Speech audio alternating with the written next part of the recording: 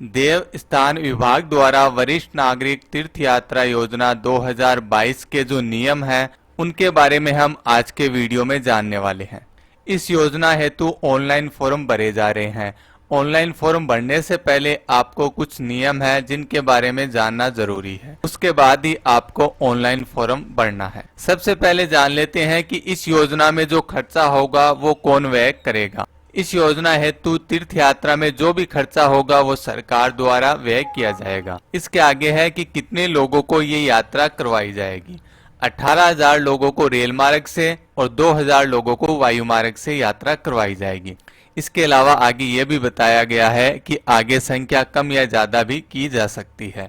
Rail मार्ग से कौन कौन से तीर्थ स्थानों पर आपको ले जाया जाएगा और हवाई जहाज के द्वारा कौन से तीर्थ स्थानों पर ले जाया जाएगा, उनकी लिस्ट आपको यहाँ पर मिल जाएगी। रेल मार्ग से आप 3 स्थानों को सिलेक्ट कर सकते हैं। 3 में से किसी एक में सिलेक्शन होता है तो वहाँ की यात्रा आपको करवाई जाएगी।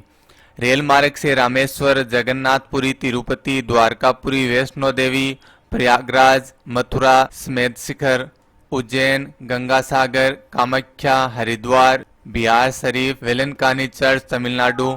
और दूसरा है हवाई जहाज, इसमें पशुपतिनाथ, काठमांडू, नेपाल के लिए यात्रा करवाई जाएगी।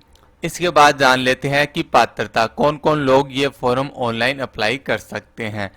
राजस्थान का मूल निवासी हो एवं 60 वर्ष से अधिक आयु का हो। 60 वर्ष की आयु की गणना 1 अप्रैल 2022 को आधार मानकर की जाएगी, अर्थात आवेदक का जन्म 1 अप्रैल 1962 से पहले का हो वही लोग ये आवेदन कर सकते हैं। दूसरा पॉइंट आता है कि आयकर दाता नहीं होना चाहिए।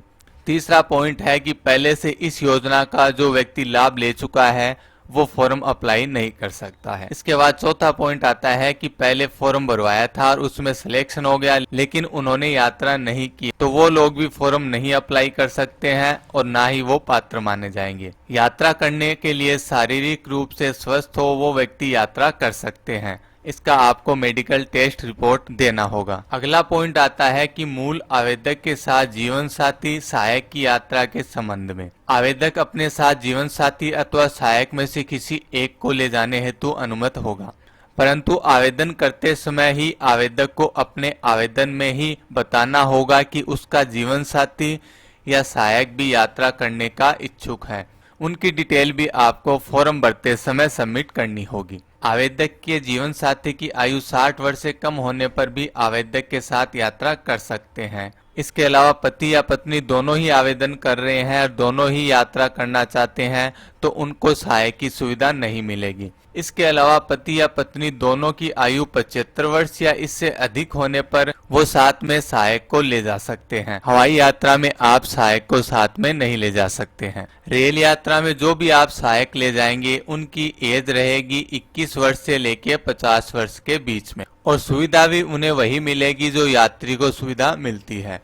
इसके बाद अगला पॉइंट है आवेदन की प्रक्रिया। ऑनलाइन फॉर्म आपको कैसे भरना है उसका लिंक आपको वीडियो के नीचे डिस्क्रिप्शन में मिल जाएगा, वहां से आप वीडियो देख के ऑनलाइन फॉर्म आसानी से भर सकते हैं। जब आप ऑनलाइन फॉर्म फिलअप करेंगे तो आपको 2 गवाह की डिटेल फिलअप करनी होगी और उनके मोबाइल नंबर भी आपको फॉर्म भरते समय सबमिट करने होंगे।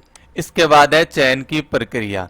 यात्रियों का चयन जिला स्तर पर गठित जिला स्तरीय समिति द्वारा निम्नलिखित प्रक्रिया के अंतर्गत किया जाएगा।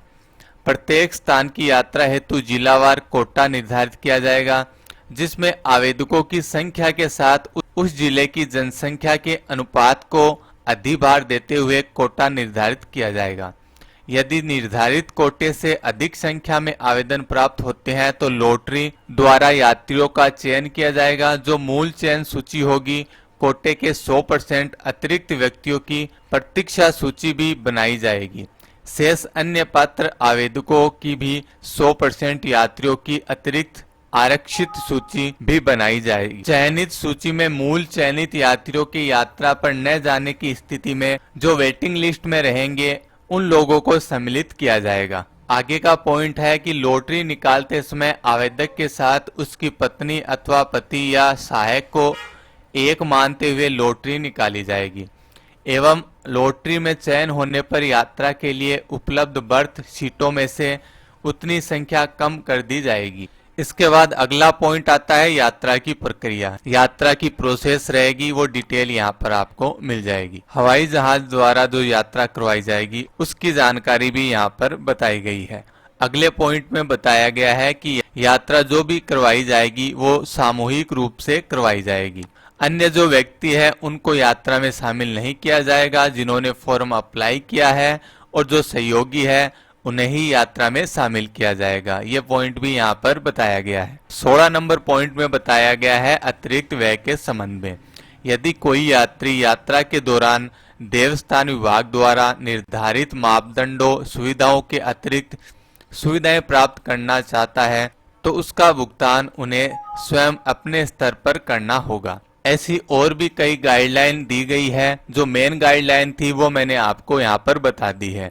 पूरी कंप्लीट गाइडलाइन आपको अगर देखनी है तो इसकी वेबसाइट के ऊपर आपको जानकारी मिल जाएगी और वीडियो के डिस्क्रिप्शन में भी आपको ये पीडीएफ फाइल मिल जाएगी। वहां से डाउनलोड करके आप गाइडलाइन को पढ़ने और समझने के बाद ही ऑनलाइन फॉर्म सबमिट करें। तो मिलते हैं अगले वीडियो में एक नई जानकारी के साथ। तब तक के लिए जय हिंद।